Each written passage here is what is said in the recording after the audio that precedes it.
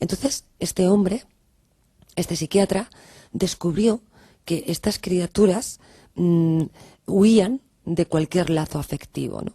Empezó a desarrollar una serie de teorías que son las que establecieron posteriormente la relación entre el apego y el amor, y depende del tipo de apego que tú hayas tenido en la familia, pues vas a tener diferentes formas de relacionarte, ¿no? El ambivalente, el evitativo, el huidizo, el saludable, y todo esto, para bien o para mal, está marcado en nuestra infancia, ya incluso, no, bueno, llegando a la adolescencia, pero ahí ya tenemos ya un criterio más formado, ¿no? Pero los apegos, que yo he dado mucha importancia en el capítulo del amor y he puesto ejemplos para que los lectores puedan situarse en alguno de ellos, para después comprenderse a ellos mismos y decidir, bueno, pues si quieren cambiar esto o si no, porque muchísimas relaciones terribles, patológicas, destructivas, pues muchas veces la persona dice, es que no lo entiendo.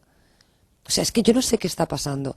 Bueno, pues a veces, lo único que hay que hacer es situarnos ante diferentes modelos de formas de amar, ver con qué características nosotros nos relacionamos y, por supuesto, pues después, con esta información en la mano, pues tomar la decisión de modificarla, porque si hablamos de la felicidad como el mayor anhelo del ser humano, pues el amor desde luego no lo es menos. Difícilmente no, es imposible ser feliz si no amas, ¿no? Y aquí, pues claro, no me estoy refiriendo solamente al amor de pareja, indispensable también para ser feliz.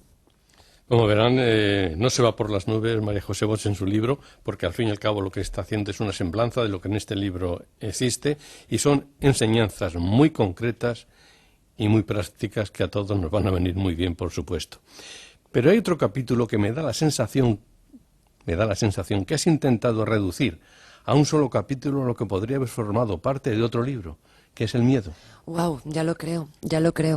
Y tanto que sí. De hecho, fíjate, al principio, cuando yo planteé la idea de este libro, el índice no tenía nada que ver, bueno, tenía que ver, pero no tanto, ¿no?, como el que finalmente ha salido publicado, porque yo en los miedos quería hacer una introducción al miedo, que bueno, ingenua de mí, pensé, bueno, una introducción son 2 páginas, pensé yo, ¿no? Digo, y después lo que voy a hacer, pues voy a desgranar los miedos fundamentales, ¿no? El miedo al amor, el miedo al compromiso, el miedo a la muerte, el miedo al paso del tiempo, el miedo a envejecer, ¿no? Bueno, tanto el miedo a decir no, el problema de asertividad. Y claro, en la medida en la que yo iba escribiendo ese capítulo y me daba cuenta de que la introducción eran ya 40 páginas, pues claro, ya si hubiera seguido el mismo método que pensaba, como tú con tan buen criterio has dicho, pues solamente el miedo hubiera copado absolutamente todo el libro. En cualquier caso, lo mismo sirve de idea, ¿no? Quizá para un trabajo posterior. Es que creo que el miedo y el amor son las 2 emociones más importantes, ¿no? Con amor se puede vencer esa negatividad, esa parte negativa, ¿no?, que nosotros hacemos de otras emociones, y el miedo nos puede paralizar la vida, ¿no? Entonces, yo creo que es muy importante el miedo. El miedo nos protege, y yo creo que tampoco hay que ser Juan sin miedo, porque no creo que exista nadie que no tenga miedo. Como también describe el filósofo José Antonio Marina en su magnífico libro Anatomía del miedo, el hombre ha inventado una nueva forma, ¿no?, de enfrentarse al miedo, y es negándolo. Sí. Diciendo que no existe. Pero es mentira. Tú puedes decir, yo no tengo miedo, pero todos tenemos miedo, gracias a Dios, somos humanos. Está el miedo que nos protege, el miedo porque si no el niño nunca hubiera llegado a ser mayor, ¿no?, tal y como son. Pero luego está ese otro miedo destructivo que tiene que ver exclusivamente con los fantasmas de nuestra mente, ¿no?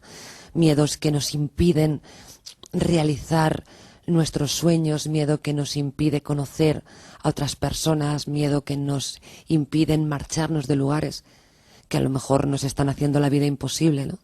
O cuando menos no nos satisface, pero existe ese miedo, ¿no? Más vale malo conocido que bueno por conocer. Y no es una cuestión de cobardía ni de valentía, ¿no? No es valiente el que no tiene miedo. Quien verdaderamente es valiente es aquel que, teniendo miedo, es capaz de saltar por encima de él, porque al otro lado del miedo siempre hay algo, hay un mundo mejor. De todas maneras, María José, fíjate bien en algo, y es que ciertamente la persona consciente de sus miedos los puede combatir porque los palpa, Claro. los visualiza incluso. Pero existe un miedo inconsciente. Personas que se creen que no tienen miedo a nada y tienen miedo a mucho. Claro. ¿El miedo inconsciente cuál es? Pues no sé. Ese miedo inconsciente que está palpitando en la propia sociedad. Ponemos puertas blindadas. El negocio del miedo, fíjate. Hacemos seguros de vida porque tenemos miedo. Y el miedo al desempleo, a la carestía de vida, a la amenaza de guerra, es un miedo inconsciente que la propia sociedad va inculcando en nosotros y que apenas lo percibimos, pero que nos está destrozando. Un enemigo invisible que está ahí. Y tú también, en el libro, en este capítulo, algo dices de esto. Sí, pero por encima de lo que yo digo, permíteme, al hilo de ese comentario, recomendar un libro extraordinario que efectivamente habla de manera magistral de esos miedos a los cuales tú has hecho referencias, El país del miedo, de Isaac Rosa, un magnífico autor y un libro que a mí también me ha sido de extraordinaria utilidad, ¿no? Claro, yo fundamentalmente en este libro no hablo de al miedo que nos protege y al miedo sano, al miedo amigo, pues nada, le dedico media página, lógicamente, ¿no? Las 49 restantes, pues se las dedico al miedo patológico, al miedo enfermizo, al miedo de los fantasmas. Y fíjate, sobre todo a esta hora, ¿no?, en la que estamos, a las 4:54 de la madrugada, por la noche todos sabemos que los miedos se magnifican. Todos lo sabemos. Que cuando después llega el amanecer, hay una luz que los ilumina. Pues como cuando éramos pequeños y teníamos miedo y nuestra madre nos encendía una luz y ahí desaparecían porque nos dábamos cuenta de que no existían monstruos en la habitación. Mamá nos había dejado la luz encendida y la puertecita abierta y nos quedábamos dormiditos, ¿no? Pues de mayores es un poco lo mismo. Cuando estés asustado, muchos de esos miedos provienen de la oscuridad. Pon un poco de luz, como cuando eras pequeño, ¿no?